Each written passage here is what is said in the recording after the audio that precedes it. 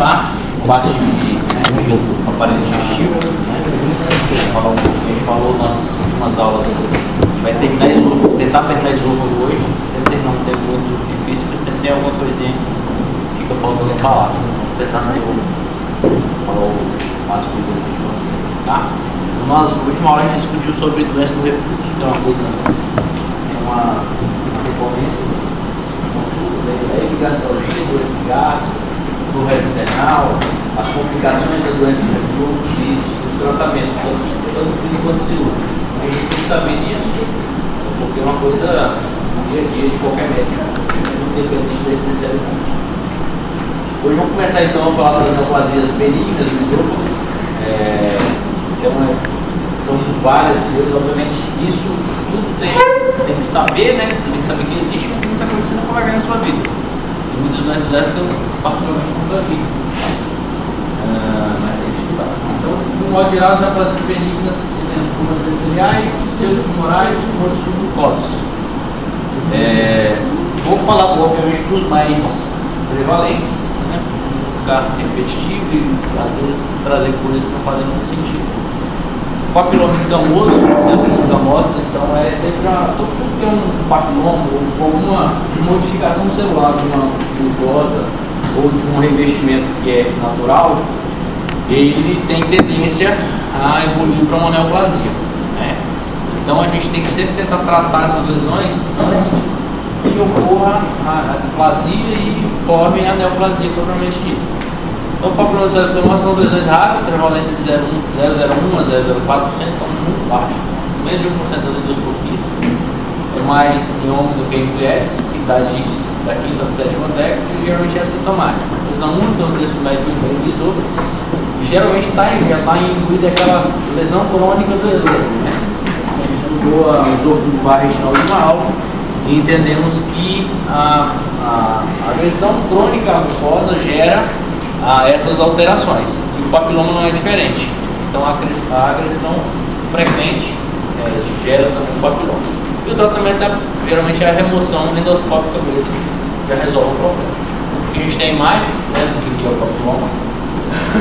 Então, muitas vezes não é achado, como é uma coisa rara, não é cotidiano do endoscopista que não tem a habitualidade de fazer, sabe? Às vezes pode confundir com outras coisas e a biópsia vai ser definitiva. Papilomatose é uma lesão rara. A diferença do papiloma para é o número, né? A gente tem uma diferenciação celular similar ao papiloma, que é a papilomatose é um conjunto disso, de uma forma conglomerada e está mais associada ao HPV. Hoje o HPV é fator de risco para as maioria das neoplasias que tenham contato sexual, obviamente, né? Contato oral, reto e colo uterino. Então hoje os tumores de cabeça e pescoço também têm uma maior prevalência relacionada ao HPV. Então é a lesão pré-maligna e ela parece as verrugas, né? Assim como no câncer de canal anal, também no colo uterino, as displasias, as alterações relacionadas ao HPV vai gerar neoplasia. Então são as lesões múltiplas espaços, né? Então é uma lesão bem feia.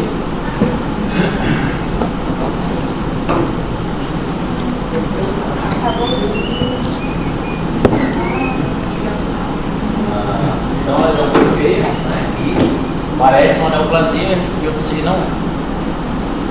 Os fibrovasculares também, né, são extremamente raros, geralmente são pedunculados, localizados no esôfago proximal, adjacente aos músculos clinofarinhos, são lesões mais altas. Geralmente a tomografia ou a ressonância mostra uma massa intraluminal. É a endoscopia que avalia a presença de vasos, né, que é uma formação vascular, então não é, a gente não pode olhar, e às vezes o corpo biopsiário vai ficar sangrando. E aí tem que tomar cuidado com essas lesões quando forem ser tratadas, né? Então você tem que ter material disponível e, se preciso for, tem que operar o paciente. Os cistos, né, são raros, porém os muito mais encontrados. Pode ser de vários tipos. Isso aqui é uma coisa que é mais comum que a gente vê em exame de imagem e também, de um modo geral, é o que muitas vezes cai em provas, né, são cistos. Então, se tem um cisto de duplicação, os broncogênicos são os mais comuns. Os gástricos de inclusão e os neuroentéricos. São cistos de duplicação, geralmente no período embrionário. O que é? Nada mais é do que o esôfago é um tubo, né? Então ele forma tipo uma bolsa lateral, geralmente uma malformação dessa região. Tem 10 a 15% dos casos no trato gastrointestinal, a presença do esôfago, do estômago e do intestino, né? Geralmente nessa ordem. Maior em mulheres, aliás, em homens, 2 para 1.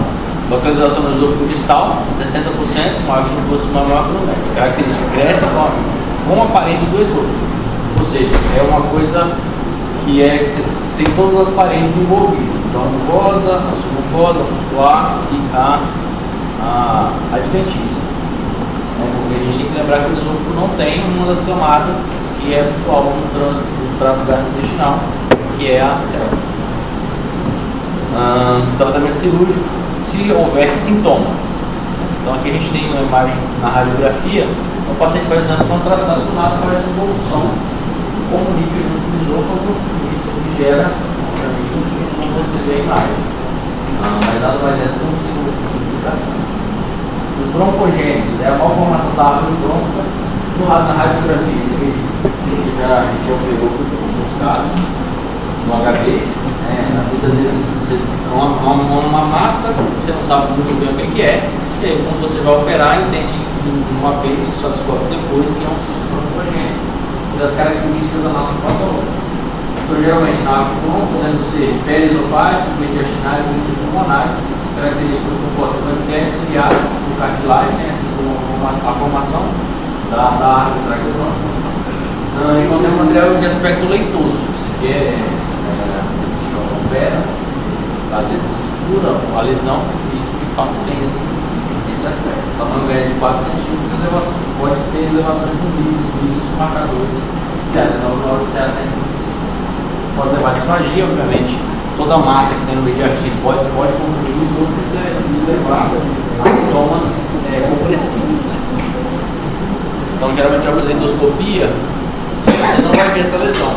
Porque muitas vezes ela está coberta, quando o endoscopista passa no gastroscópio de forma rápida, não consegue ver que tem nada ali. Muitas vezes é normal. Tem um raio-x com uma massa, né? Você acha assim.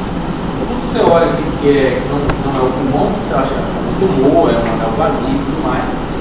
E aí muitas vezes você não vai fazer biópsia disso aqui. A biópsia vai ser a própria cirurgia. Né?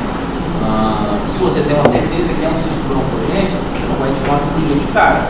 Você pode esperar esse paciente ter algum sintoma, alguma coisa relevante para você justificar uma toracotomia e acessar o mediastino para fazer uma cirurgia forte do paciente. Cistos adquiridos, de retenção, presente em 60% das autópsias, né? Nada mais é do que às vezes uma malformação da mucosa que gera um espessamento, um espraiamento, né? Toda a mucosa do esôfago pode levar a você achar que seja alguma coisa, não, os cólicos inflamatórios, né? Muitas vezes também as lesões recorrentes, né? Como refluxo, ácido, causa dessas lesões, nada mais é do que uma cicatrização. Você imagina que a mucosa vai estar sob intenso ataque do gástrico, e isso vai gerar essa alteração, né? Uma lesão, uma lesão cicatricial, geralmente depois de fissuras e tudo mais. O tratamento é tratar o transtorno refluxo. Leiomioma, a gente começa com as coisas mais raras, né? A gente teve um caso desse aqui, lá no Hospital de Amor, deixa eu fiz uma ressecção só da lesão, sem abrir os outros. Então, a idade média de 20 a 59 anos, um ângulo benigno não epitelial, mais frequente no esôfago, originado da musculatura própria ou da muscular mucosa, né, que é mais raro. Terço médio inferior do esôfago, de lá é no terço inferior, quase chegando à junção do esôfago gástrico. Endurecido, superfície lisa, mucosa, geralmente é mucosa no intraluminal do esôfago é normal. Geralmente é assintomático. Só que você não consegue, o leiomioma, apesar de ser benigno, né, a gente não consegue descartar sem o anátomo patológico, isso não seja uma neoplasia maligna, leiomiosarcoma, por exemplo, só pela imagem. Por isso que a gente lança a mão, por vezes opera esses pacientes. Presuntivo, né? Quando você acompanhar, você pode acompanhar onde você cai em caso sintomático ou na dúvida diagnóstica do caso. A gente vê geralmente uma protrusão para dentro da luz do esôfago. Você tem uma imagem na tomografia, você vai lá, tem um espessamento, uma área expressada ao redor do esôfago. Lipoma, né? Também pode ter esôfago, então você pode ter onde tem mucosa, onde tem superfície de tecido gorduroso, geralmente todo o intestício nós temos, né? A gente pode ter então lipoma também. A conduta vai ser o mesmo. Muitas vezes você não consegue falar, isso é um lipoma, você tirar ele. Então, muitas vezes indica-se cirurgia ou pela dúvida diagnóstica, e obviamente, se a gente está acompanhando uma lesão e ela não está aumentando, faz sentido a gente mexer nela. Mostrando a imagem aqui, né, fazendo também a produção, você vê que aqui a mucosa do esôfago é normal, ele não tem alteração da mucosa. Tem de fazer uma produção da parte das camadas mais profundas. Os hemangiomas também são raros, né, mas são lesões únicas, mas podem ser múltiplas, geralmente acomete no terço inferior, o tamanho varia de 2 a 3, pode ser pedunculosos ou não. Azulados, linhosos, né, o aspecto do hemangioma, quando a gente vê, é bem característico. É uma protrusão que tem uma formação vascular bem importante. E aí quando você vai anecoico, geralmente tem dor de sangue, assim como o hemangioma em qualquer outra região. Raramente tem sintomas, mas a hemorragia digestiva, obviamente, é os principais, faringe, espinéia, dependendo de onde estiver, o que está acontecendo. E a ressecção cirúrgica, se o paciente é sintomático. Os divertículos de esôfago também, uma celeuma na relação ao esôfago, a gente tem 3 tipos, basicamente. O divertículo verdadeiro, que é aquele que tem todas as camadas do esôfago, né? Você tem a mucosa, a muscular, a adventícia.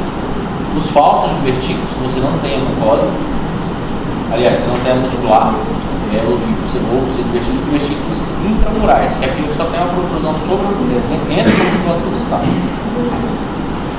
O mais clássico, isso aqui a gente tem que saber, porque também são questões de prova que podem cair, são os divertículos genéticos. Geralmente é uma falha em uma região anatômica daquilo que eu falei, da musculatura que forma a região posterior do brincofaringe. E a gente pode, o que acontece? A maioria dos pacientes que tem esse divertículo, a principal queixa que ele tem é uma ácida, porque isso aqui de fato é um divertículo que acumula alimento aqui dentro. Então o paciente come e isso vai para o divertículo, então fica eructando, e então tem um fedor bem substancial que obviamente vai incomodar a pessoa e passar a tomar. É uma falha na transição do novo. Tem uma musculatura complexa com vários músculos, né, que forma essa estrutura da região posterior do brincofaringe, ou seja, a transição da faringe para o esôfago, da orofaringe para o esôfago, a laringe, né? Ele tem a complexidade da musculatura aqui, ó, essa construtor inferior, o músculo do faringe e a zona está um pouco abaixo. Então, vai na transição do esôfago. É uma musculatura, muitas vezes, que é contínua, né, ela tem uma falha aqui, que a gente chama de defeito embrionário, uma formação muito. E aí, com o passar do tempo, vai aumentando. O paciente vai comendo, ele vai enchendo, vai aumentando. É o mais frequente dos divertículos ováricos, na maioria das mulheres, idade maior de 60 anos. O patogênio é em coordenação entre a inflação faringe e os campos. Além de você ter a falha, o paciente também pode ter, às vezes, na fisiologia da reprodução, um distúrbio, né? Vai gerar uma pressão dessa região causar essa produção.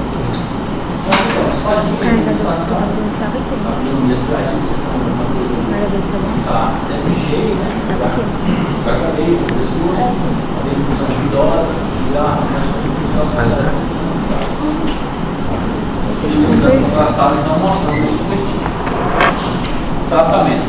Então, você tem menos de 2 centímetros, uma miotomia. O que é uma miotomia? Você fazer a incisão de relaxamento naqueles músculos. É pequeno, só a miotomia vai resolver. Maior ou igual a 2 centímetros, você pode ter a diverticulotomia ou a diverticulopexia, ou mais a miotomia. A miotomia você tem que fazer sempre, você tem que relaxar essa musculatura para que isso não recidive. Então, eu fazer o constritor da faringe, fazer uma miotomia posterior. Só isso aqui já vai diminuir, porque você imagina, esse músculo ele é circular, né? Se a gente está abrindo aqui, logo ele não vai ter esse efeito de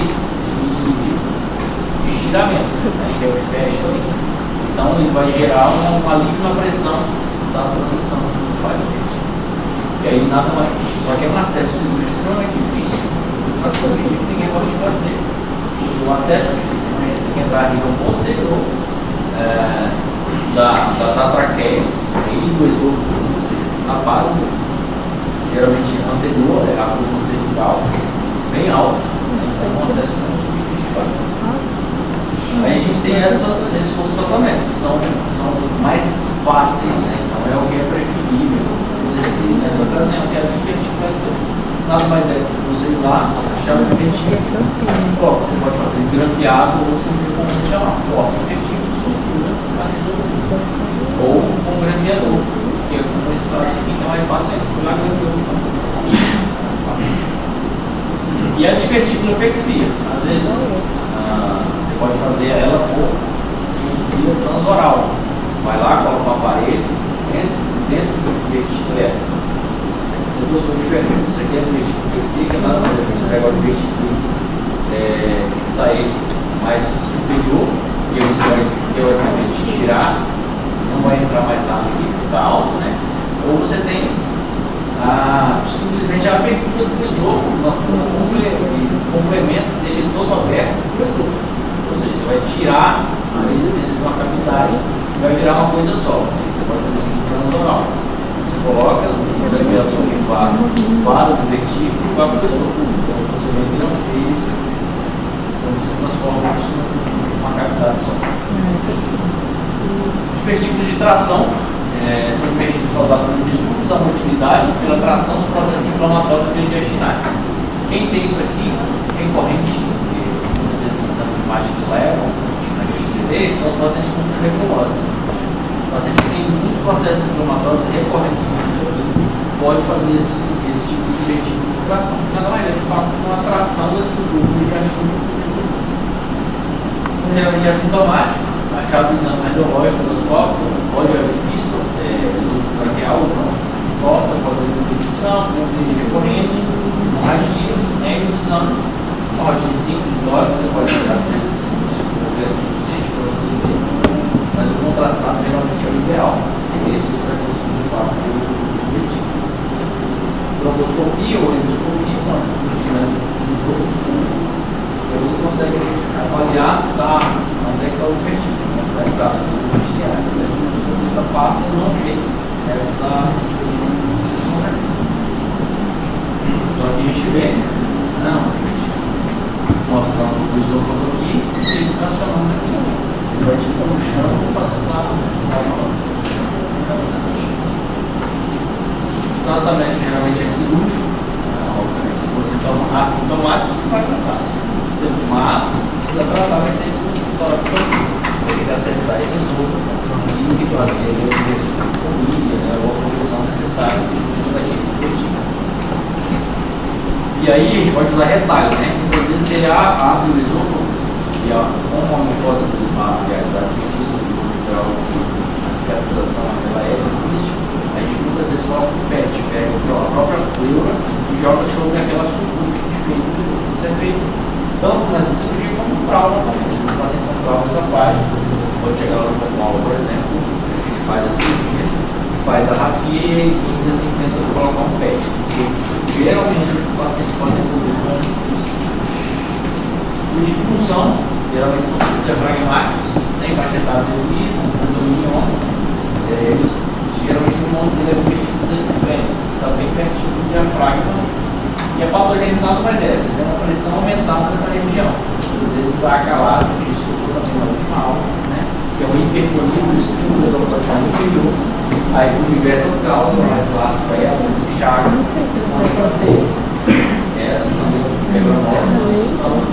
espasmo esofágico.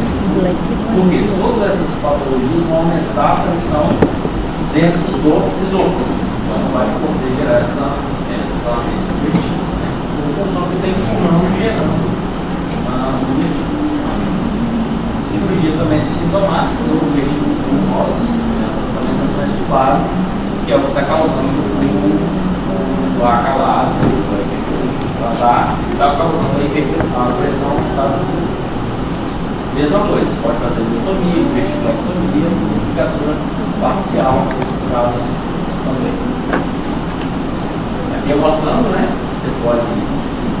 Aqui é o diafragma aberto, né? Dois lados, e aqui o vertigo.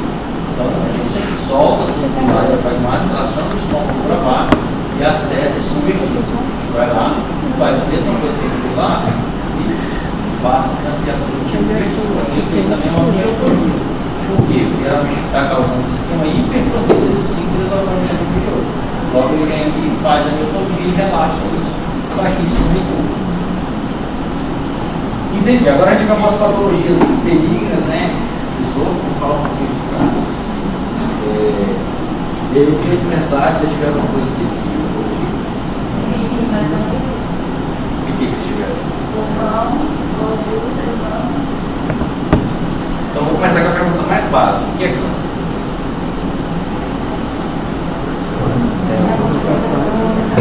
São malignos.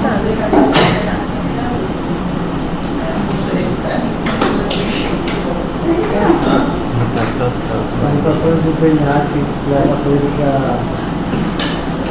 perda dos genes que controlam a replicação das células. Agora eu começo a falar difícil. Isso acaba se replicando de forma ininterrupta. Então, ela falou uma proliferação desordenada das células. Motivo, que ele acabou de explicar. Entendeu? Isso tem uma explicação. Ela começou com o que acontece, a consequência do que acontece. Geralmente não é tudo que faz igual o músculo, né? As hipertrofias está crescendo de uma forma organizada. Você pode ter as displasias que muitas vezes crescem de forma desorganizada, mas você não tem atipias, você tem uma célula completamente diferente, é normal. Mas o câncer, e aí, de um modo geral, né? Neoplasia maligna. O que define uma neoplasia ser maligna? Quem sabe assim? Neoplasia maligna. Todas benignas do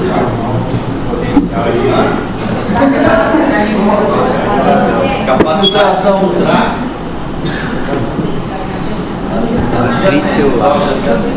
e aí?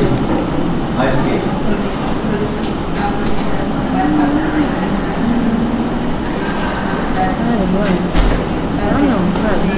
Te deixar pra trás. Geralmente ele tem uma capacidade de invasão, né? Das estruturas adjacentes. Tem vida própria. E a outra capacidade que também faz ser ele ser potencial metastático, causar lesões da célula. Características de serem malignas. Existem algumas doenças que, apesar de benignas, têm um comportamento maligno. Quem pode falar? Tem algumas doenças benignas que podem apresentar um comportamento maligno. São raras, mas tem uma que é comum, que a gente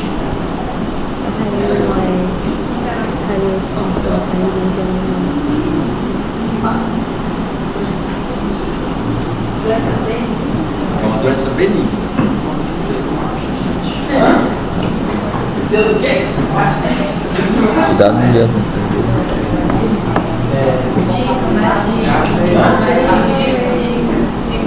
Dicas ginecológicas. É o quê? Ginecológico. Oi? Existe relato de ressecção de lesões pulmonares, ou seja, endometriose pode estar em qualquer lugar do corpo, né? Eu estava no caso hoje lá, que a paciente trata com dor de cabeça e pescoço. Aí ele disse para a gente que é um nódulo inguinal. O nódulo inguinal dela é endometriose. Está escrito lá, endometriose. Então, a endometriose, apesar de uma doença benigna, ela tem um comportamento maligno. Então, a introdução à oncologia nada mais é do que uma proliferação celular desorganizada, né? Fazendo com que aquela anatomia, aquela histologia se subverta e isso vai gerar consequências, né? Então ele pode ter carcinoma, né? Total displasia, ou seja, disformidade celular daquela histologia, daquele órgão, né? Gerando essas consequências que a gente acabou de falar. Então, o que explica tudo? Como é que chama? O Anderson falou. A base de tudo da oncologia é isso aqui. Cirurgia odeia estudar isso aqui, né? Eu acho que foi a coisa que eu mais estudei na faculdade, não sei. Replicação. Uma das coisas que eu mais estudei na faculdade. Então isso aqui tudo explica que a maquinaria celular é responsável por gerar uma organização de tudo no nosso corpo. Então, a partir do momento que a gente tem qualquer alteração aqui, a gente vai ter disfunções. Obviamente, existem diversos tipos de mutações que vão causar diversos problemas diferentes. Às vezes, uma síntese proteica uma proteína errada, né? Um ácido errado, enzimática, mas existem aquelas que estão ligadas basicamente ao ciclo celular, que é onde é o ponto-chave da neoplasia. Então, a progressão do ciclo celular é ativamente regulada por esses mecanismos externos, denominados de checkpoints. Então, os checkpoints nada mais é do que eles protegem quando está lá a máquina celular funcionando, fazendo mitose, né? Fazendo a replicação celular, fazendo a duplicação do DNA e tudo mais. Só que existe as próprias estruturas fazendo a organização disso. Ou seja, colocando tudo na fileirinha, agora está certo, está errado. Então é assim que funciona. Basicamente, eu falo para você que a biologia molecular é muito mais complexa do que essa simplicidade toda. Né? Então o ciclo ele garante que o estágio precedente tenha sido completado. O ciclo celular é independente, cada célula tem o seu ciclo. O aparato de checkpoints permite que as células reparem os defeitos, impedindo a sua transmissão para as células vivas e contribua para a manutenção da estabilidade genômica. Então quem lembra disso aqui? Chato pra caramba, né? Quem lembra disso aqui? Eu lembro, sabe o que eu gostou dessa merda na faculdade? Você olha assim, aqui, você pensa, não, cara, aí você começa a estudar oncologia e entender que a base de tudo sai daqui. E a base de tudo de fato sai daqui. O que eu estou falando? Eu acho, pelo menos na minha grade da faculdade, eu não tive oncologia. Assim, oncologia, não tive estágio de oncologia, né? Acompanhava o cirurgião oncológico fazendo algumas cirurgias ginecológicas, né? Mas não tinha essa cadeira. Só que hoje, quem sabe o que mais mata no mundo? Não, quem mais mata no mundo hoje? Doença cardiovascular. Acidente, estou falando de doença.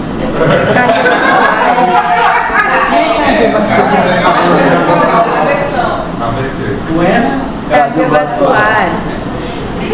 Existe uma estatística que em 2030 essa curva vai se inverter. E o que mais vai matar a população é o câncer. Por quê? Obviamente pela longevidade. Qual que é o maior fator de risco para câncer? É a idade. Então, diante comida industrializada. o câncer ele vai se tornar Tem gente matando nas doenças. até jovem. Estou falando que vocês têm que saber oncologia? É porque eles estão tomando muito tadado. Você vai virar médico, qualquer especialidade tem câncer. Ele fala uma especialidade que não tem câncer. Eu estou falando especialidade de verdade. Cardiologia. causa de quê?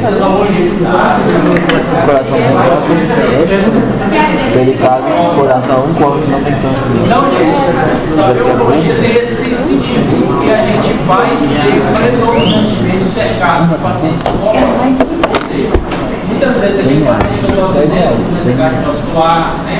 Ou com a doença gastroenterologista, não é pericárdio, é coração. ele vai ter câncer associado. Então, você vai ter Vou perguntar, R$100? que fazem, cara, não é pouco. E eu estou falando isso aqui porque, você imagina, quem conhece Chupinguaia? Conhece? Um monte, né? Logo ali. Você imagina que tu é médico lá em Chupinguaia, aí tem um paciente com câncer gástrico, que vai lá em Chupinguaia. Ele está em tratamento paliativo, quimioterapia paliativa. Ele já tem lesão no estômago, né, e também está espalhado na barriga. Só que aquele paciente ele não está, ele está fazendo quimioterapia paliativa e tudo mais. Está bem, fisicamente. Só que o cara com uma carga d'água fez uma cinta lá, né? Existe um pericárdio, coração não. E aqui é assim, é na barriga. Coração E a disfunção do peritônio. Vendo pro chat GPT.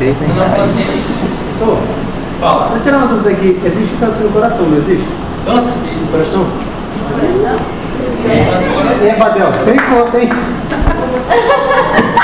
Existe, inclusive, como é que é o nome daquela médica lá? Mas, cadê o do câncer? Qual que é? Não existe. Tem uma médica lá no libanês, o Foxstar. Ela é especialista em oncologia, sabe? Ah, mas fala. Não, do coração, eu falei. Ele falou pericárdio. Talvez não seja das camadas do coração. Calma aí. Seja do pericárdio. O Adel falou que tinha no coração e você O que é o câncer? Não, ele É uma proliferação. era só no pericárdio, não no coração. Certa célula. Se você não se defender, você pode Não, fazer foi o o contrário. Não foi, ele falou que tem câncer no coração. Pode ter câncer. Pode ter Faz câncer. assim, Voltamos na criação do Essa Beth não paga não, meu amigo. Essa Beth é boa. É aquele problema do bancada. É pai e Então, por isso que aí eu estava falando lá do Chupinguaia, né? Aí do lado tá atendendo um paciente, está com macite. Aí tu fala assim, não, o paciente do hospital do amor. Pega a ambulância aqui, ó, 800 km, e vai lá para o hospital do amor. Aí ela chega no hospital do amor para fazer uma paracentese. Eu vou lá e demoro 20 minutos para fazer. Paracentese, porque o paciente é oncológico, vou gastar. Não vou fazer nada diferente, não é nada sofisticado esse paciente. Ela precisa melhorar o conforto abdominal dela, a respiração. Vou colocar a agulha, vou tirar sua esterilite e assim vai resolver. Por que não foi feito o Chupinguaia? O cara não sabe nada, não tem noção de nada. Você tem que ter noção das coisas. Para você não submeter o paciente a estar. Imagina um paciente oncológico, né? Debilitado, você vai fazer dar 800 para mim, 800 para voltar. E isso acontece. Então, pode ter uma célula celular comprometida no novo ciclo celular, independente dos sinais externos de crescimento. Por isso que os checkpoints, a gente tem checkpoints em vários ciclos celulares, para você fazer checagem e rechecagem do que foi feito. Então, a passagem do ponto de restrição é controlada por quinase dependente de disciplina. Sua ativação depende da fosforilação regulatória positiva ou negativa. Ou seja, a própria sinalização intracelular está lá fazendo, igual uma reação, aquela produção de série, né? Está produzindo, sei lá, selecionando o ovo, passa na grande. Tem ovos de todos os tamanhos, né? Tem ovo quebrado, aí vem o ovo quebrado, joga para lá e continua, vai dividindo os ovinhos lá. Então, para isso que é os checkpoints, para avaliar se está tudo correto, seguir em frente, porque a proliferação está indo. Só que aí o que acontece? A gente tem as mutações. E aí as mutações é justamente nessas proteínas que fazem essa regulação. E aí o corpo, e a gente fala que o câncer ele não é maligno só por ter essa característica. Ele é maligno porque ele se ataca, né? Às vezes você está tratando um paciente, ele faz outra mutação para conseguir manter a vida, né? Sobreviver àquele meio que ele está mantendo a proliferação. Então, os diversos tipos de mutação, a gente não vou cobrar isso aqui com vocês, mas você tem lá as trocas das bases, tem a ligação de uma base na outra, enfim. Os diversos tipos de mutações geram diferentes tipos de efeitos no organismo, né? Em cada uma temos a BRCA1 e 2, né, que são as mais clássicas, para o câncer de mama principalmente, e o câncer de ovário, né, os pacientes que têm essa alteração hereditária têm que realizar muitas vezes uma mastectomia profilática, corectomia, automática profilaticamente, para evitar as neoplasias. MSH2 e 1, o MLH1 também, câncer coloretal, também o estômago, enfim. Tem diversas mutações que têm predileções por determinado tipo de célula, né? Porque cada um é especializado em uma. E aí a gente tem os checkpoints. Toda essa maquinaria e complexidade do ciclo celular, né, e ele vai vir. E quando você vê isso aqui, você, caramba, para ter câncer tem que acontecer tanta coisa tem que falhar para ter câncer. E aí quando a gente observa isso aqui, a gente tem ao princípio tem três coisas que falar, na falha dele. Se qualquer coisa que chega naquela fosforilação ou positivo ou negativo que esteja falhando, esse checkpoint vai dar errado. E aí a célula vai passar com um erro inato, e aí ela vai seguir a vida e não tem nada para frear ela. E é por isso que geralmente isso. Então, 53, BRCA1, BRCA2 no papel na divisão normal e no reparo do DNA. E aí a gente tem outra coisa. Não são só os checkpoints. Aí passa uma coisa errada, opa, está errado. Ele identifica que está errado e não serve. Às vezes uma máquina nitrogenada do DNA está errada. Aí você tem uma maquinaria que vai lá e opa, está errado, vamos trocar que dá para consertar. Porque não dá para consertar porque o close morre. Então a detecção de sinais de crescimento inapropriado ou dano do DNA nas células, se esses genes como resultado de mutação adquiridas ou herdadas, são incapazes de funcionar. O sistema para monitorar a integração do DNA é ineficiente. Células com mutações genéticas espontâneas persistem ou proliferam, resultando em globalizações. A gente tem uma tabelinha com diversos tipos de mutações relacionados ao tipo do gene e ao tipo de síndrome ou neoplasia que está associada a ele. E você tem os proto-oncogenes, que são outra cilhona também da maquinaria para funcionar. O que é um proto-oncogene? O proto-oncogene nada mais é do que uma pessoa que, digamos, está tocando os carneirinhos aqui. Se a gente tem um sinal de proliferação, ou seja, eu vou tocar, vou passar os carneirinhos de forma numa velocidade, né? Tem sinais nessa linha, você tem um outro que está secando ali os carneirinhos. Os caras que estão batendo para passar mais rápido e devagar são os proto-oncogenes. E aí você pode ter o cara que está batendo muito rápido, está passando uma sinalização exacerbada. E você começa a ter proliferação celular a ponto de essa proliferação ser tão intensa que ela começa a ter falhas em todos aqueles, não só nos ciclos celulares, né, mas começa a afetar as células do microambiente molecular, né, e aí você tem a geração da neoplasia também por esse mecanismo, os proto-oncogenes, que é aquilo que define o estímulo ou o freio para a célula se proliferar. Aí você tem também as diversas mutações de acordo com os proto-oncogenes, né? Ou a troca de uma base nitrogenada, ou a depressão de alguma, né, a omissão dela, ou a troca de crossover, né, também que a gente estuda lá na genética dos cromossomos. Então a gente tem todos esses pontos aqui que são fatores geradores de neoplasia. Então, os outros genes têm sido implicados em tipos específicos de mudança, né? O HER2, geralmente mais o nome gastro, menos comum, o BRC, o ABL1, o gene médio, apresenta leucemia mieloide crônica, em algumas leucemias linfóides agudas e linfócitos B, e assim sucessivamente. Obviamente, não vou cobrar isso aqui, não faz sentido, porque isso aí a gente tem que, às vezes, ver um painel lá com 22 avaliações.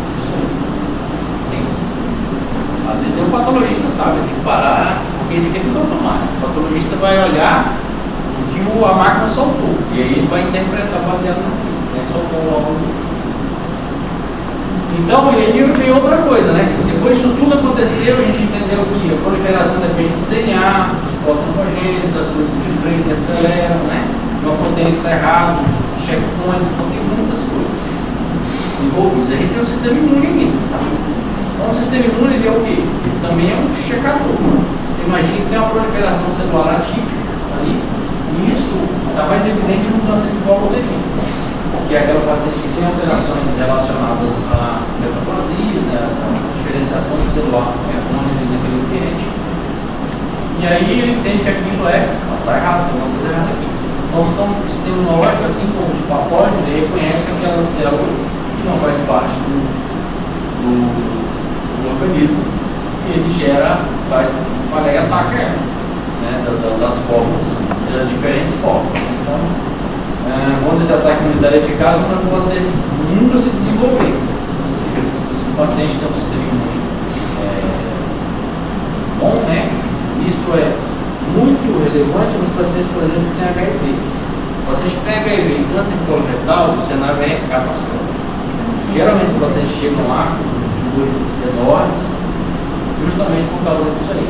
Porque, apesar de, às vezes, o tumor se desenvolver, o sistema imune fica ali, tentando, né, segurar de algum modo.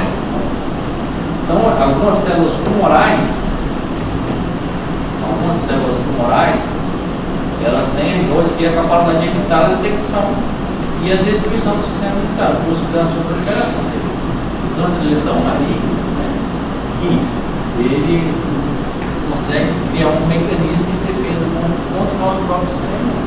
Fala, nossa, essa célula daqui não está daqui mesmo, pode passar direto. O que a gente tem? Isso aqui é muito evidente no melanoma, né?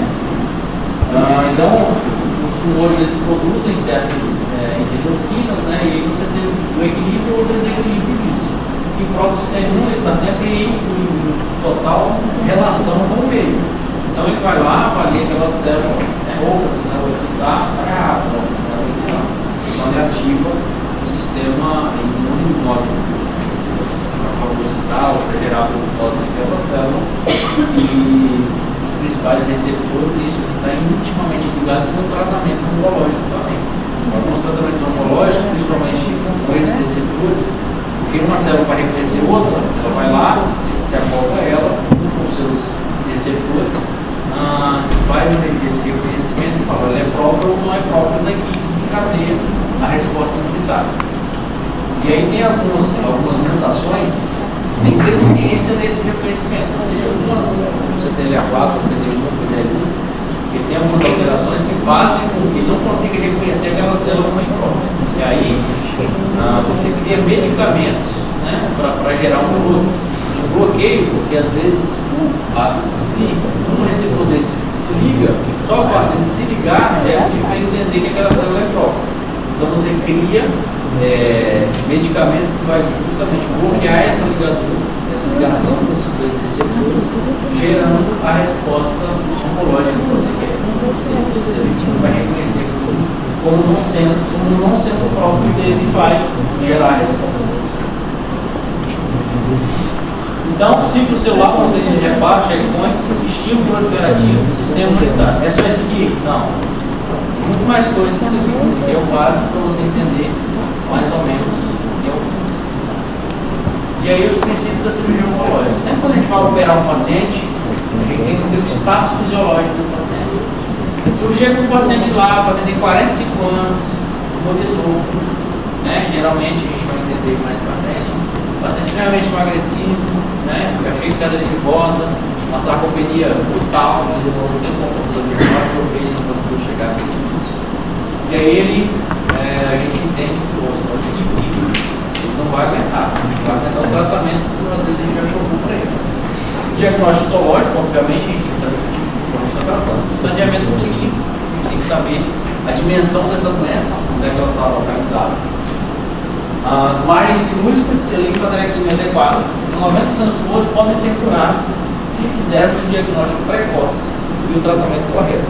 Por isso que, como daqui mais ou menos 2030, a gente vai estar passando as doenças cardiovasculares, né, como principal causa de morte, a gente tem que entender por quê. O que mais salva o paciente oncológico é o diagnóstico na hora certa.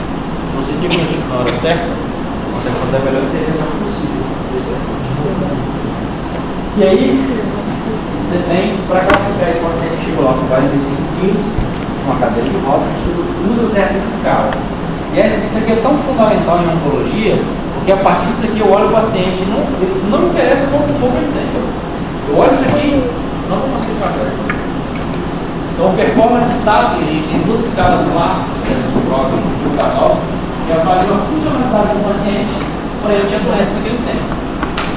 E aí, você tem o PS0, que é a gente, né? Não tem nada, consegue se mobilizar de forma tranquila. PS1, aquele paciente que tem os sintomas leves, não tem gasto, mas está sentindo uma dor, apetência, está seguindo a vida normal. PS2, fora do leito, consegue passar 50% do tempo, mas aquele paciente fica mais restrito, né? Ele não tem uma total liberdade para fazer as coisas do dia a dia.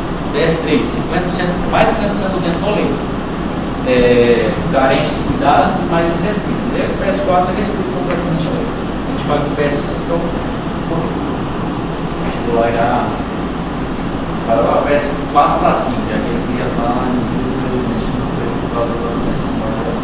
E o Karnofsky, você classifica ele como percentual, mas para a gente isso aqui é muito melhor. É o objetivo. Você consegue avaliar muito mais, né? Esse percentual. 90%, 80%, 80%.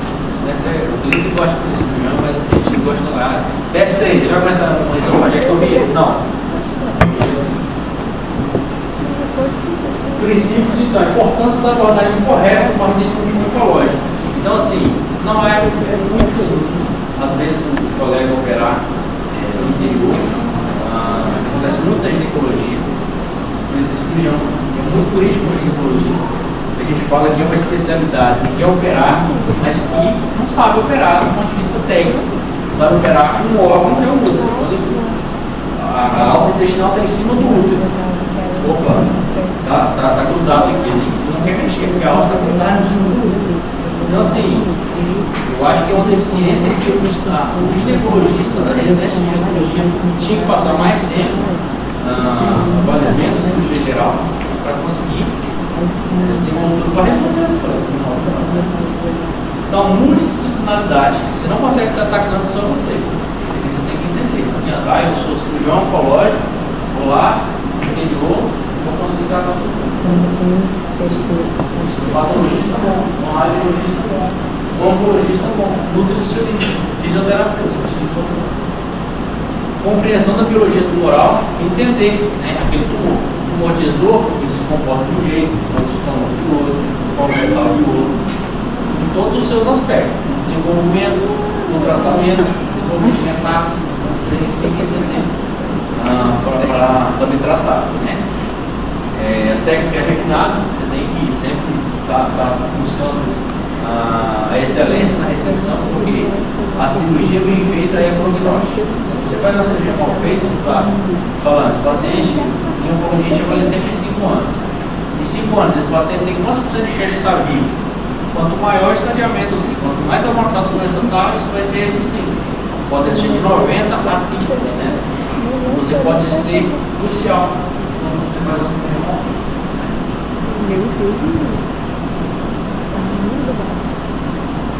Pensamento racional, atenção individual especializada, obviamente. Sempre ser racional de modo geral. E aí a gente tem que entender o estadiamento. Quem sabe isso aqui já viu, entendeu? Todo mundo já viu o TNM? Porque eu estou perguntando isso, gente, porque às vezes chega a internar, não sabe o que é o TNM.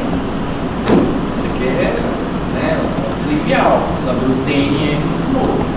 Você precisa saber classificar todo? Não, você tem que saber o T, a invasão, a parte linfática, a disseminação linfática, e o metástase de distância. E aí a gente tem certas siglas, e a gente, quando olha o exame, a gente tem que entender também. Geralmente, quando tem um Czinho à frente da T, ou seja, então com T1, 0 a 2 centímetros, vai lá, é uma gráfica. Alguns tumores são bem característicos, a ressonância e a tomografia, você conseguir fazer estadiamento. Você avalia o grau de profundidade, toca a televisão, se precisa experimentar isso ou não. Se você fez isso com seus exames de imagem, o paciente está na sua frente, com o exame de imagem, com o ponto, você fez o estadiamento clínico, ou você coloca o CZinho na frente do estadiamento clínico. Lá no cabeçado, o paciente está com gástrico, C, T2, N0, etc. Então, a pessoa que vai ler aquilo entendeu que aquele estadiamento foi clínico. Estadiamento patológico é aquele que quem faz é o patologista. Depois que eu operei, vai mandar essa peça para o patologista e ele vai dar o diagnóstico. E ele vai dar o estadiamento patológico, que é o mais fidedigno e é o que mais define a terapia pós-cirúrgica desse paciente. Então, vai ter um Pzinho na frente, P, 13, N, 0. Geralmente o M a gente não consegue avaliar, o patologista não dá. Então, o M sempre, ou quase sempre, vai ser clínico. Só vai ser clínico se você fez uma ressecção junto com o colo, por exemplo, e recebeu uma metástase física. Né? Aí vai ser patológico também. Você tem o YC, que é após a neoadjuvância ou terapia clínica, ou seja, aquele paciente que fez químio e você reestadiou ele. Você tem o YP, que é aquele paciente que fez uma tratamento de neoadjuvância e foi depois operado e feita a análise patológica. E você tem o R, você vai colocar recorrência e reestadia o paciente. Então, a importância do estadiamento, ajudar no planejamento terapêutico, a terapia adequada indica o prognóstico, aquilo que eu estava falando, né? Ajuda na avaliação dos resultados terapêuticos,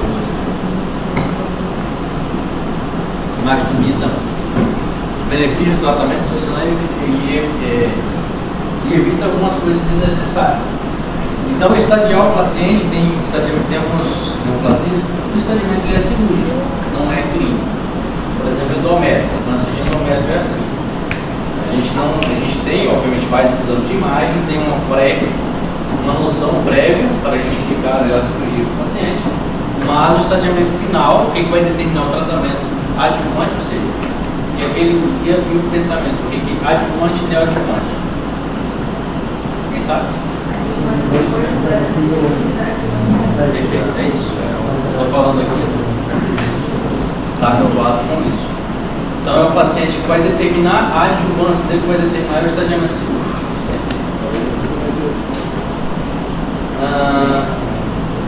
E aí a gente pode avaliar. E a gente tem que entender a importância desses marcadores. Porque o paciente chega lá no seu consultório, você pede 43 exames dele, dentre eles você colocou um marcador tumoral. Para quê? Isso aqui tem que entender bem. O marcador tumoral não vai dar diagnóstico de nada. Absolutamente. O marcador tumoral tem que ser feito no contexto clínico do que você está procurando. Todo exame clínico, todo exame diagnóstico que você for solicitado, você tem que estar pensando em alguma coisa.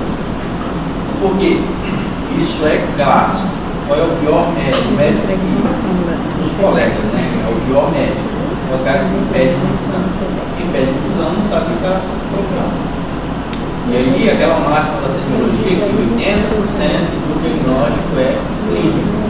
O exame diagnóstico vai servir para quê? Para você estabelecer que fala sobre o diagnóstico, documentar ele. Então, os marcadores tumorais, de modo geral, PSA para próstata, né? A gente tem o rastreio do PSA para pacientes acima de 50 anos, né? Fazer o PSA, não é, e aí os guidelines internacionais eles variam muito, levando o PSA em conta, não levando o PSA em conta, enfim, mas o PSA é um exame importante.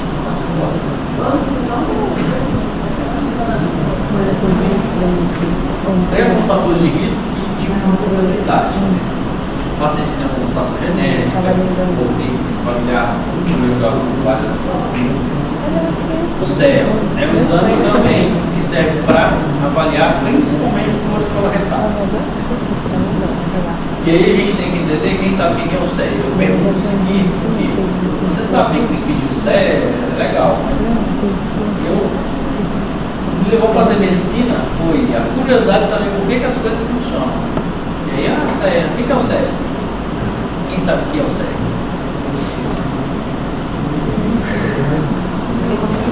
São perguntas assim, né? Cara, mas a graça de estudar é essa, mas... Por que eu estudava tanto complicação celular e complicação do DNA? Toda vez que eu estudava, eu não tinha estudado antes. E aí, o que é o CEL?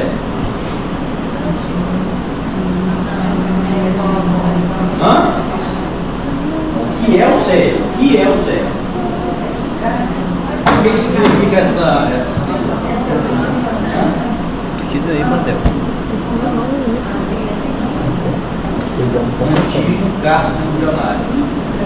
E o que é o antígeno gastroembrionário? Vamos completar na frente, você consegue pesquisar na hora.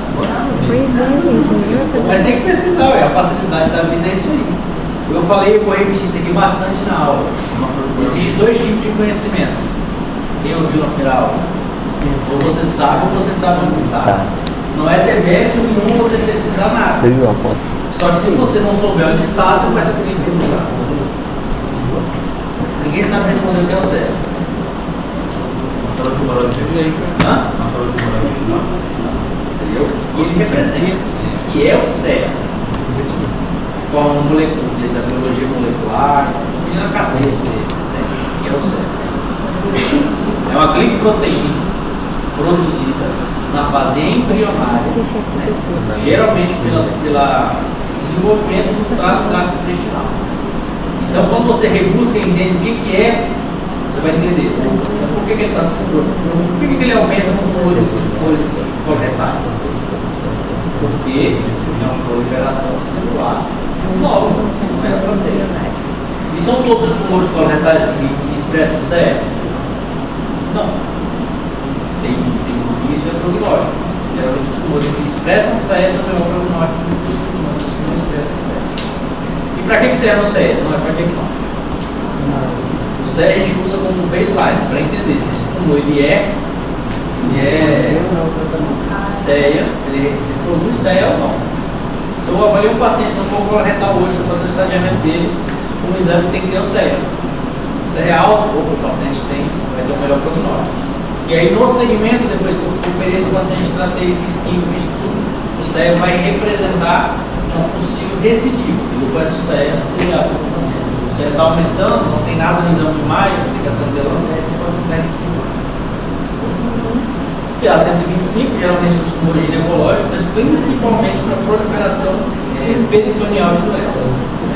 Se há 19 clássico do pâncreas e a alfa-fetoproteína dos tumores de complicações. Também nessa formadeira.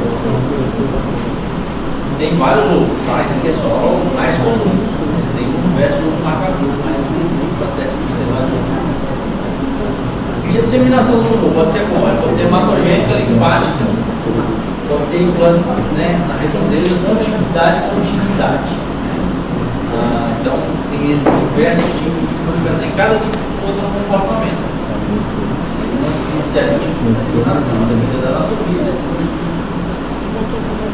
Os tratamentos são múltiplos: neoadjuvância, adjuvância, perioperatório, paliativo, convenção. Adjuvância, já sabe, né? O perioperatório, aquele paciente, por exemplo, com gástrico. O protocolo geralmente é você fazer uma quimioterapia, 4 frotes, né, que a gente fala, que é o coach-terapia, são vários fisioterápicos, o sigla é forte. Faz 4 antes, opere 4 depois. Isso está dando perioperatório. Então você está programando a cirurgia no meio da quimioterapia, depois para complementar. O paliativo, o paciente que já tem uma doença metastática e ressecável, a gente vai tratar esse paciente com paliativo para fazer com que ou essa doença faça um down stage, ou seja, o tratamento, ou pelo menos não progrida. E de conversão, ele pode ser, por exemplo, que tem uma metástase coloretal e é grande demais, a gente olha ali, não é ressecável, a gente vai fazer uma terapia de conversão, fazer um down stage e eles vão entrar e operar esse paciente. E a diferença de ressecabilidade ou operabilidade, né? Aquele paciente, eu falei, chegou com 45 anos lá, novo, emagrecido, PS3 para 4. Ele, pode ser que ele tenha um tumor ressecável, o estadiamento eu botei, o tomografado pode ser ressecável. Mas esse paciente ele é operável? Não tem como operar um paciente. Então é essa a diferença. O paciente é operável e o tumor é ressecável. Ou o tumor é ressecável, mas o paciente não é. E isso aqui também é R0, R1, R2. Você não precisa da cirurgia oncológica, R0, recepção macroscópica completa, com margens histológicas negativas, R1. Você tem uma ressecção cirúrgica microscopicamente comprometida, você tirou todo o tumor, o patologista foi lá, vai ver o que tinha célula que estava com margem comprometida microscopicamente. Vai reduzir a questão do positivo e sabidamente você deixou o celular. Você não podia ressecar, por exemplo, a via cava do paciente que estão imputados, você só tirou. Então você tem a cirurgia curativa, paliativa e cirurgia curativa. Obviamente, o objetivo é sempre R0, sempre que o cirurgião entra para fazer, retirar qualquer tumor, o objetivo é R0, independente do que você faça. Paliativa é aquele que vai gerar, dar conforto para o paciente. E a cirurgia que é aquele que você vai entrar para operar tudo aquilo que você está vendo de doença. Isso acontece muito com o ovário. O ovário tem disseminação peritoneal, geralmente, né, na circulação do líquido peritoneal. É uma proliferação celômica que a gente fala. Então, muitas vezes tem a tomada do peritônio, a gente vai lá e fica catando de fato a metástase. Um monte de bolinha de peritônio você fica lá. 3, 4, 5, 6, 7 horas tá aqui. Aí de tirar o ovário. Então, vamos falar de neoplasia de esôfago. É a sexta causa mais comum de morte do carcinoma espinocelular, é essa adenocarcinoma. A gente já entendeu o principal fator de risco do adenocarcinoma que a gente estudou, que é a doença do refluxo do gasto esofágico, certo? E o carcinoma espinocelular. Nas últimas 4 décadas isso foi invertendo. No Brasil ainda é o mais comum espinocelular, mas os americanos o mais comum é o adenocarcinoma. E isso está diretamente ligado à queda, né? E a no Brasil, o câncer de esôfago é o sexto mais frequente entre os homens, é o 15º entre as mulheres. A partir dos 40 anos, mais de 50 mais comum entre 50 e 60. O SEC é mais comum no Brasil. Estimativa de novos casos, 11.320, né? No total, obviamente, a maioria homens, tudo mortes, 8.554. Então você observa, o número que vai de diagnóstico, o número que vai morrer. Só por aqui já vê que é um câncer semi-letal. Então, uma divisão geral, como você sempre observa, né? Os países menos desenvolvidos, mais pobres, né, que têm o maior índice de acometimento aqui no Brasil, os países africanos, né? E aqui é a diferença, né? Adenocarcinoma, carcinoma espinocelular. A gente tinha discutido, né? Eu perguntei o que é o adenocarcinoma, por que o nome dele é adenocarcinoma? Quem lembra pode falar. Células glandulares. E no escamoso você tem uma proliferação de células glandulares. Basicamente isso. Então, epidemiologia, né? 5% dos tumores vão dar no esôfago superior, 25% no esôfago médio e 70% no distal. E a gente divide isso aqui. Isso aqui é importante saber, muitas vezes, porque na endoscopia, bem feita, tem que dar a localização do tumor. Porque a localização do tumor vai determinar também o tratamento do paciente. Então, fatores de risco: etilismo, tabagismo, ilógico, espinocelular, são os principais fatores de risco. Baixa gestão dos legumes, o pessoal do sul, né? Os mais envolvidos por essa, pela consumo do chimarrão, os alimentos ricos em glutaminas, a acalase também é estenose cáustica, 6 vezes maior que os 40 anos. Então, aquela criancinha ou aquela pessoa que tem transmissão soda, uma pessoa que vai ter 16 vezes mais chance de mudar seu esôfago. Então, esse paciente aí você vai ter que ficar fazendo segmento dele, você está comprando. Genético na tirose plantar e palmar, 95% após os 65 anos, acima do mesmo com isso. E o HPV vem sendo relacionado principalmente aos tumores de esôfago cervical, né? Por causa, obviamente, do tipo psicológico, que é o esôfago, o seu tecido mais escamoso para cima, e o HPV é relacionado à alteração do tecido então, o esôfago embate, né? A obesidade, o tabagismo, a calásia foi colocada recentemente, porque também pode se desenvolver várias questões de fluxo, vegetal baixo pylori negativo, isso que é interessante, né? Existiu aí, os caras colocam isso aqui, né? Mas é para valorizar o trabalho, né? O cara fez um trabalho lá que a gente mais legal pylori tinha proteção, era um fator protetor para o Brasil, na medicação. Relação genética para 3, 7% familiar. Por isso, a genética é um pouco que não se relaciona muito com a genética. Então, fisiopatologia, como todos os tumores, né, aquela coisa, né? Você tem uma proliferação, você tem uma depressão naqueles fatores de regulação do DNA, e isso vai gerar a proliferação. Então, segue de uma forma famosa e, obviamente, não atende do outro, porque a célula está comprometida naquele momento, uma célula glandular ou uma célula escamosa, obviamente, a sua maquinaria é diferente também. Então, sintomas hoje não fagia, perda de peso, torácica, regurgitação, não, tosse, fadiga, vômitos, HDA, megalias. Diagnóstico, obviamente, endoscopia, é o exame que vai dar o diagnóstico, passar o endoscópio, está lá a lesão ulcerada, muitas vezes estenosante. A maioria dos tumores, infelizmente, são diagnosticados de forma tardia. Por quê? Geralmente o paciente que é homem, não gosta do médico, velho, tabagista, ele não vai médico, ele só vai quando ele não está conseguindo comer mais. Aí chegou pessoas de 45 anos, com esclerose múltipla, e não vai ter estudado tratamento cirúrgico lá por cima. Esofagograma, né? A famosa imagem da maçã mordida. Isso aqui também está em base, às vezes tem lá na prova. Isso aqui, essa imagem está mais relacionada com a coisa. Tem que saber isso que está na cabeça. Imunohistoquímica, né? Por que a imunohistoquímica é importante? A imunohistoquímica nada mais é para você avaliar a expressão de determinados marcadores na superfície celular. Então, você pode ajudar a distinguir para dentro do carcinoma celular, porque às vezes é inconclusiva a biópsia, né, que vem tecido das duas coisas, né, fragmentado, diferenciação dos tumores neuroendócrinos, do linfoma, tumores estromais e o melanoma.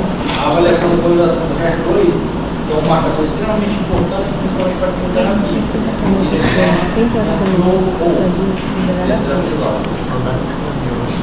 Então, você tem o TNM. Você avalia clinicamente, então esse estaria muito bem.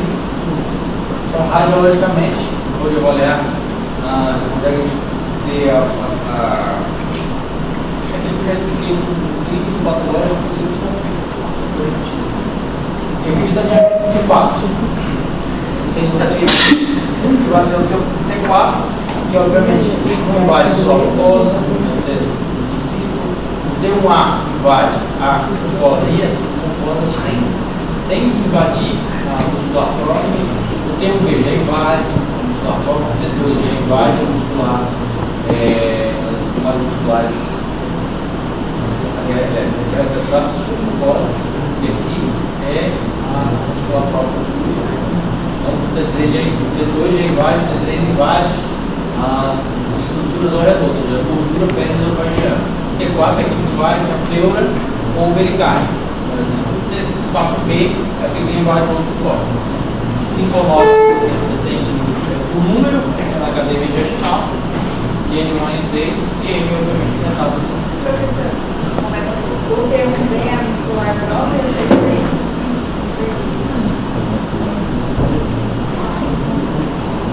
O T1A, ele toca a muscular própria.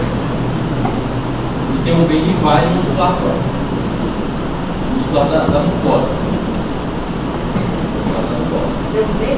T1B. E o T2 ele já invade a muscular própria. Você tem a muscular da mucosa e a muscular própria.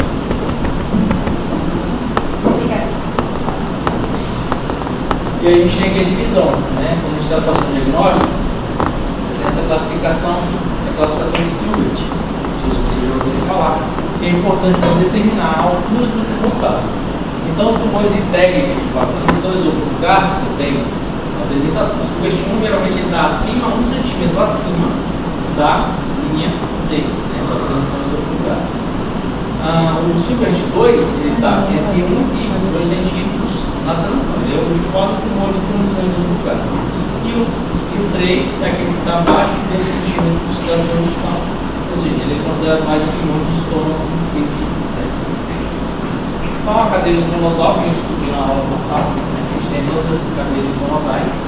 Então, os linfonodos, a depender da altura que o tumor esteja, vai drenar para determinada cadeia linfática. E a cadeia linfática mesentérica, que a gente fala assim, a cadeia linfática que todo mundo viu, entendeu? Ela é regional do esôfago. Então, aquele paciente pode ter uma lesão no esôfago, que tem uma metástase linfonodal lá na barriga, e mesmo assim ele é paciente com uma M positivo, não é metastático, não distante. Então, a tomografia de tórax, você vai conseguir avaliar a espessura até 5 milímetros, né? Então, a gente tem um número bem clássico. O formato mediastinal você consegue avaliar também na presença. Aí a metástase à distância. Braço 57%, em 74% e metástase 86%. Então, você observa que a tomografia é o exame que a gente mais utiliza. Mas a clássica ela não é tão boa, 50% só para conseguir avaliar o grau de profundidade de invasão. Vamos fazer. Porque a cadeia linfática do esôfago, olha aqui, você tem os linfonodos mediastinais e aí você tem a cadeia linfática que drena para a cadeia celíaca. Então, os tumores que estão mais abaixo, ou seja, os tumores de esôfago torácico baixo e de transição, são tumores que, apesar de estarem no esôfago, pode ter um positivo na cadeia celíaca. Então, o ultrassom endoscópico é o exame que tem a maior acurácia para avaliar a grau de profundidade da lesão. Né? O N também consegue avaliar. E o ultrassom, que é um probe na sua cabeça, consegue avaliar circunferencialmente o grau de invasão. Nós temos um tumor aqui, ele consegue avaliar todas as camadas. Por isso, um nodo positivo também. Ele consegue avaliar e consegue também biopsiar esse linfonodo se for o caso, se tiver dúvida de diagnóstico. A broncofibroscopia, né, é mandatória para a gente avaliar nos pacientes com tumores avançados, porque não é comum a gente ter fístula dos tumores, fístula tráqueo-esofágica. E a laparoscopia, para você avaliar se esse paciente não tem uma doença, porque a tomografia tem uma limitação. Ela não consegue avaliar as lesões menores no sentido de forma do outro. Então a gente pode lançar um dos pacientes que tem tumores que são borderline, que a gente fala, muito avançado, mas também é um tumor precoce. Fazer, colocar uma ótica na barriga e avaliar. O PET, que seria o ideal para esses pacientes, candidatos a cirurgias que não tem câncer metastático. Vai fazer o curso, é um problema de 500% dos pacientes. Você vai submeter esse paciente com esofagectomia, com a cirurgia extremamente mórbida, você pode matar esse paciente e, aliás, você pode fazer a cirurgia muito mórbida de doença.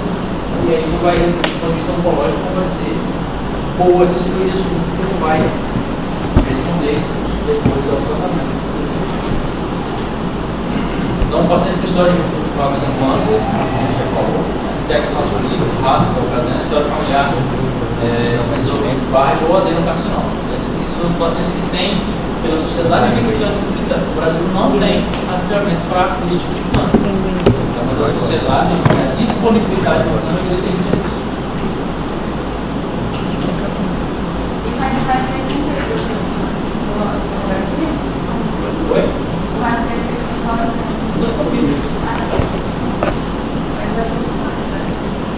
Oi? Não tem, pelo governo, né? O Papa Nicolau, a tomografia que é o colo retal já está começando a ser, mas ainda não é uma política pública que rastreia o SUS. Fator de risco. Ele está relacionado, por exemplo, a mutações genéticas. No tratamento, gente, eu quero que vocês gravem só isso aqui, ó. Essa imagem. As outras que eu vou passar é só porque é uma aula para os residentes da aula. Não, é inglês, gente. Não, agora tem transmito. Ó, tática é esse Google Translator. Não precisa pensar. R$5 cada jogada. Ele traduz na hora, bicho. Se eu perder, eu tenho que dar assim? Se você ganhar, eu te dou sim. Você está tentando você ler, né? Não tem dificuldade Ciência fiscal, vai ter endoscópico, né? Não, Ultrassom endoscópico, Vai o não S, tomografia aqui o Eu PET. acho que é aqui, ó. Então, os tumores iniciais, você consegue ressecar endoscopicamente, você está restrito. Não, vou fazer. A gente consegue fazer ressecção endoscópica. Como eu expliquei lá no outro Barrex, você lembra das terapias? É o mesmo princípio do esôfago. Se você não tem essa restrição, você consegue tratar. Ressecção endoscópica. Quando não, é uma cirurgia, aliás, quando é uma doença mais avançada, a gente tem outro protocolo de tratamento. Hoje, o que é preconizado? Todo paciente com esôfago, se você for um T2, por exemplo, e não for passivo de ressecção endoscópica, você pode levar esse paciente para a cirurgia uniforme que a gente fala, cirurgia de partido. Mas esse paciente tem uma doença, um T3, ou seja, ele vai um pouco mais, tem um positivo, aí não, você vai analisar o tratamento. O que vai definir o tratamento? Se essa, a gente tem que lembrar que o adenocarcinoma está onde? Esôfago distal, né? E o carcinoma espinocelular no esôfago mais proximal e médio. Então, se esse paciente, por exemplo, tem um tumor cervical, a cirurgia para esôfago cervical é uma cirurgia muito nobre, com resultados péssimos. Então, a gente não indica. Então, a gente manda esse paciente para quimio e radioterapia definitiva. Ou seja, o tratamento dele vai ser quimio e radioterapia. E a cirurgia, se não tiver recorrência, né? A cirurgia vai ser indicada como cenário de resgate. Ou você pode fazer um anel adjuvante. Se não for mais baixo, você pretende operar ele. Você faz uma quimio rádio com uma dose mais baixa de radioterapia. E aí você, depois desse ciclo, você vai operar o paciente. Você tem uma taxa melhor, a ressecção dos tumores, resultado maior. Você faz a quimio rádio e reduz, você consegue fazer uma cirurgia R0. O adenocarcinoma é a mesma coisa. Hoje está mudando, porque o adenocarcinoma tem um comportamento muito mais parecido com os tumores do estômago e com os tumores do esôfago, provavelmente dito. Então a gente está lançando mão mais de fazer quimioterapia só sem rádio e operar com os pacientes com tumores de esôfago distal e de transição. E aquele que tem um adenocarcinoma mais alto, a mesma coisa do sério. Quimio rádio, opera depois. Ou se o paciente for cirurgia de 45 anos, aí você passou uma sonda nele, tinha um performance dele, você melhorou, viu o paciente, ele melhorou, foi pro PS2 agora. Opa, agora vai ter que fazer o tratamento.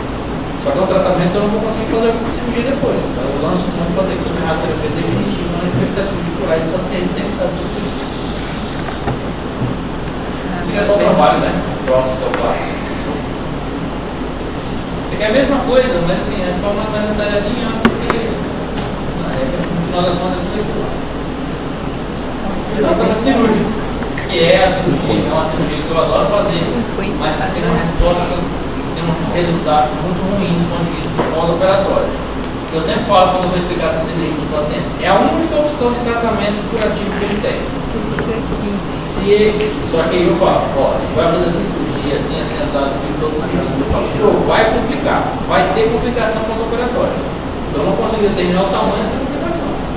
Né? Pode ser a morte, pode ser uma fístula salivar, uma coisa pequena que resolve os 30 dias, né? Mas é uma cirurgia muito forte. E é o que? Nada mais é do que a gente ressecar o esôfago, né? Que é uma cirurgia de transição esôfago-gástrico. Ele só puxou, ele fez, aliás, ele tem um tumor cervical. Né? Então o que a gente faz? Feito uma cirurgia, ressecar todo o esôfago. A gente faz o estômago dele, a gente faz um recorte, tira o esôfago junto dessa porção do estômago aqui, e essa outra porção que sobrou a gente leva e joga cá em cima. Faz um neo do esôfago com o estômago.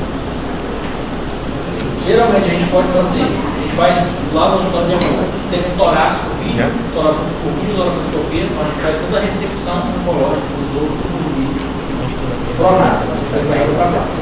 Depois a gente supina esse paciente, abre a barriga, abre o pescoço, faz toda a dissecção linfonodal, libera todo o estômago, prepara tudo isso, solta o esôfago, puxa por baixo, e aí a gente resseca, faz toda a redução. Sempre vai ter uma cirurgia que em qualquer lugar, pode operar aqui ou lá no Einstein, no Sírio-Libanês, que vai ter complicação. O que difere é o tamanho da complicação. E aí o que muda também é que o paciente entrou como nessa cirurgia. É aquele paciente magnífico que eu falei. Ele melhorou e em algum momento alguém indicou esse cirurgia para ele e levou para a cirurgia. O potencial desse paciente complicado é muito maior do que eu. Então, aqui aqui é só a linfadenectomia, né? Fazendo a vídeo, liberando o esôfago, né? Mostrando a parte anatômica dessa e se você obviamente não for um tumor tratável, você vai lançar mão de terapias paliativas. Então o tumor está lá comprimindo, um Joãozinho de 45 anos, já é um tumor metastático, está lá, ele consegue fazer todo paciente oncológico merece tratamento. Não vai ser o curativo, vai ser o tratamento. A gente vai lá e coloca a prótese esofágica dele. Abre esse tumor, joga do lado, ou uma prótese lá e vai fazer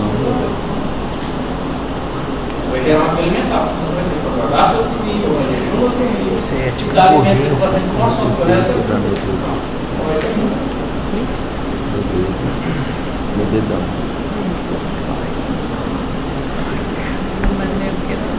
São os tumores mais raros, né? Pequenas células, 0,8 anos, 2,4, tipo carcinoides. Aquele tumor tem células de todos os tipos de tumor. Célula neural, célula muscular, célula de intestino, mucosa, tudo isso pode gerar câncer. Obviamente, tudo aquilo que tem maior quantidade vai ter uma probabilidade maior. O leiomiossarcoma, você lembra do leioma? Pode ter um leiomiossarcoma. Inclusão de esôfago também, geralmente 0,5% das neoplasias. E aí você tem essa lesão. Melanoma, olha só, melanoma do esôfago. Foi operado melanoma. É raro, extremamente raro, sem caso na terapia visual. Porém, extremamente agressivo. Tem um médio de sobrevida 10 a 14 meses.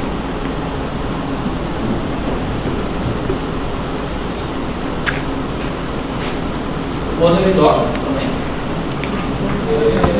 Tem bem mais rápido. Esse médio geralmente mais. Porque só mostrando, gente, da cirurgia, né? A gente já discutiu sobre anatomia, tarará, né? Mais. As técnicas cirúrgicas são essas aqui: transiatal, ivorilos, laparotomia, mastoidectomia, McCure, que geralmente a gente faz, toracotomia direita, laparotomia, elastoma cervical, esofagectomia, ivorilos minimamente invasiva, ou seja, pode ser laparoscópica ou robótica, e é minimamente invasiva. A McCure também. Tudo isso aqui é ivorilos faz elastomose dentro do tórax, a McCure faz elastomose no pescoço. Mostrando a primeira cirurgia de esôfago. Esse está lá em 1900 bolinha, até que o senhorzinho se alimentando já com esôfago. E teve um cirurgião que fez uma outra coisa, colocou um dano aqui em cima e ficou lá embaixo. Ele ficou nesse paciente comigo e eu costurou. Não foi o esôfago, mas sempre um dano, de fato, um dano. E é 1934. Então a transiatal geralmente é a cirurgia que é mais feita, então a gente coloca a mão, abre a cavidade da barriga do paciente, o pescoço, ganha e disseca o mediastino aqui pela forma external, pelo mediastino. A gente vai lá, disseca ele com a mão mesmo, não seja nada. Sangra pra caramba, mas não é a melhor forma de fazer uma cirurgia oncológica. Geralmente você tem mais para cirurgias benignas, você precisa ter linfadenectomia, uma dissecção mais delicada. Essa questão mostrando a pena para o esôfago, soltando ele todinho, e aí você vai pelo esôfago solto e fazendo tirando dele e fazendo a anastomose do esôfago do estômago, você subiu com o esôfago pelo pescoço. Coisas técnicas se atentar.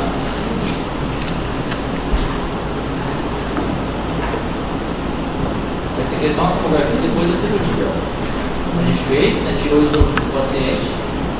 Aí você tem, ó, complicação sempre vai ter, já tem uma complicação aqui, derrame pleural bilateral com uma pneumonia. Então ele vai ter complicação. Você vai abrir o tórax desse paciente, vai lá, vai operando. O paciente depois vai broncoaspirar, micro-broncoaspiração, uma pneumonia, qualquer coisa. Só mostrando a diferença técnica, é a esofagostomia. O paciente faz a ressecção inicial e não reconstrói na hora, vai reconstruir depois. Para fazer então a vascularização, melhorar o estômago e depois você vai lá e faz isso aqui é é a ressecção do mediastino. E aí a gente pode ter alternativas. Se não sobe no estômago, a gente sobe o quê? Sobe o intestino grosso. Então, coloplastia. Quando o estômago não consegue subir, eu tinha doença no estômago, aí você perdeu o estômago na hora da dissecção, ligou o vaso que não podia ligar, e só não pode ligar um vaso nessa cirurgia, que é a artéria gástrica direita. E ela mantém tudo o gástrico. O resto é estrutura, gástrica esquerda, as pequenas curvaturas lá, a gente vem aqui, escolhe o melhor segmento do intestino grosso e sobe lá pelo pescoço. Não é isso, é lá. Aí fica com gostinho de merda na boca. Essa é a forma mais dedicada, né? Mas essas muito eu não faço medição dessas, porque é muito rápido. E as indicações delas são específicas, como gerar uma qualidade. Então, mostrando só a cirurgia. Mostrando aqui, ó, a secção dos outros, né? Só coloquei em cima da peça para. Aí você pode lançar o cirurgião que você pode fazer com o intestino delgado também. Só que o intestino delgado tem um problema que você não arcada, ele não respeita o tempo do colo. Às vezes você não consegue levar, né? Você tem que às vezes fazer uma anastomose vascular lá na carótida do paciente, não consegue manter isso. Você tem cirurgia, não tem cabimento. Aqui, ó. Eu falei que o resultado das cirurgias do esôfago cervical é muito ruim. O cara pegou um pedaço de intestino delgado, tirou lá e fez um enxerto. Fez uma anastomose arterial e venosa aqui, colocou um pedaço de intestino no esôfago cervical. Só que a cirurgia é muito nova e geralmente você perde.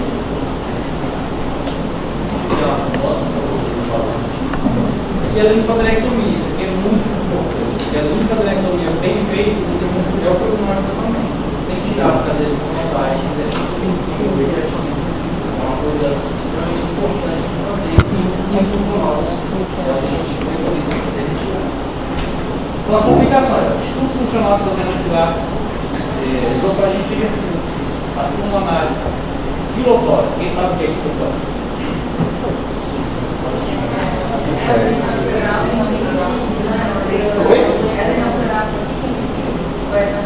Porque geralmente se pede um lipidograma do líquido do paciente. Vai dar a dosagem de triglicerídeos.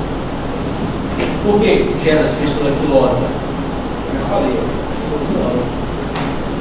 Não faz dissecção linfática, a linfa vem da. E é isso. Você vai lá, faz a linfadenectomia, começa a vazar a linfa, porque você pegou um ductozinho que leva, quem sabe o nome que leva do abdômen até a desembocadura do torácico. Que é uma coisa que quando ele vai fazer acesso à esquerda, a gente tem que pegar. No esôfago, seca, porque às vezes você pode pegar o ducto torácico e ficar balando. E aí o paciente é líquido, não para de sair não. Tem que entrar, achar um buraquinho, jogar o trigo lá. Fístula tóraco-gástrica, fístula cervical, essa aqui é a mais longe, é a mais comum. Toca de 25% a 45%, mas é bem mais. Estenose da anastomose, diarreia grave. Esse paciente.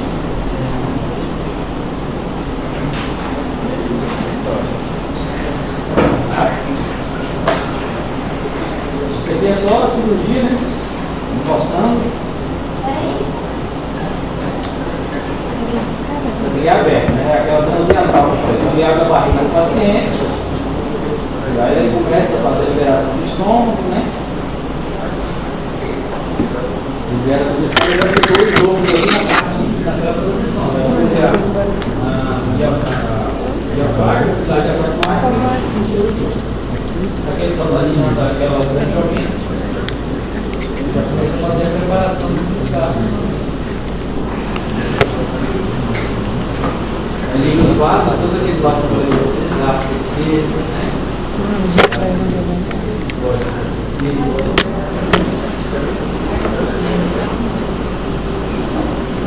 Eu preparo todo o estômago, a parte vascular do estômago.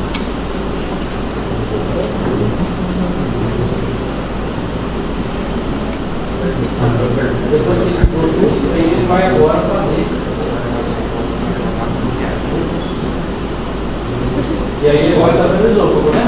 Aí ele agora vai fazer a parte frontal. Você vê que ele não enxerga, ele está tentando enxergar, ele não enxerga. Ele vai com a mão agora. Fazer seccionamento do esôfago. Vai com a compressa agora, projeto secar. Ele é o pescoço do paciente agora.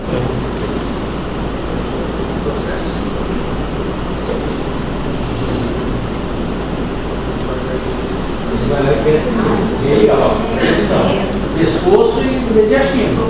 Aí não tem isso.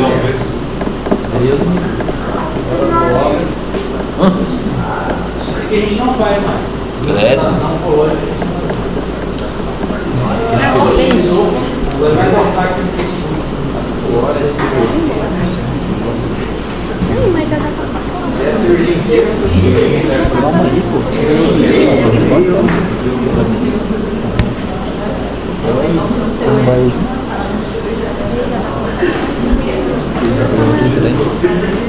Depois, você passar Pode parar? com medicina. Pode parar? Não, mas tá. Parar? Aí você Pode parar? você vai dar. 2 anos. Eu e o Diego contra um. Bora. Quem é Diego? Que a peça esquerda.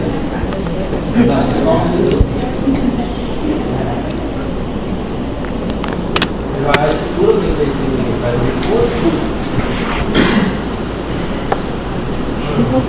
E agora vai levar o estômago.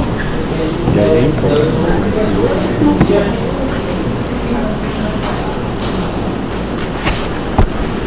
levou, né? Deixou a pular.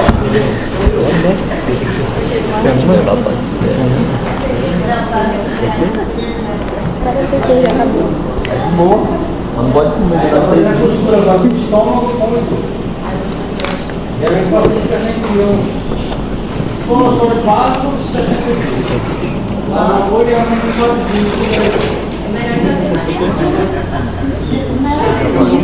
Pensamento intrusivo.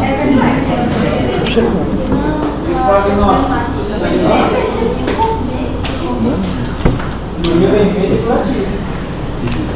Vou embora.